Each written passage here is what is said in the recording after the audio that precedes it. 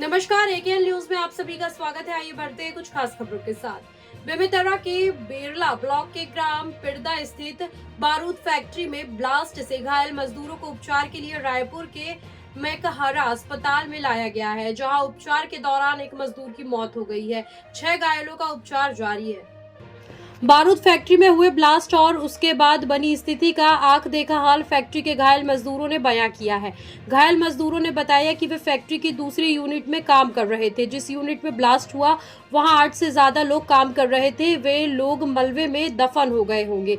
इस घटना से जुड़ा एक सीसीटीवी फुटेज भी सामने आया, जिसमें ब्लास्ट और उसके बाद फैली शॉक वेव को देखा जा सकता है।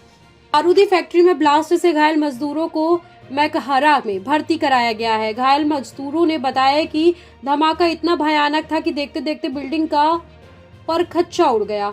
हम तुरंत भागे। जिस यूनिट में ब्लास्ट हुआ वहां 8 से ज्यादा लोग काम कर रहे थे, शायद ही उनमें से कोई जिंदा बचे होंगे। मजदूरों ने बताया कि बारूद फैक्ट्री में बोरसी, हल्दी, उपरा, फिरदा के लगभग 400 से 500 लोग काम करते हैं। सुबह के वक्त कम लोग थे। फैक्ट्री में किसी प्रकार की सावधानी वहां नहीं बरती जाती थी। कब ब्लास्ट हो जाएगा कोई पता नहीं था। बहुत डर में हम लोग काम करते थे।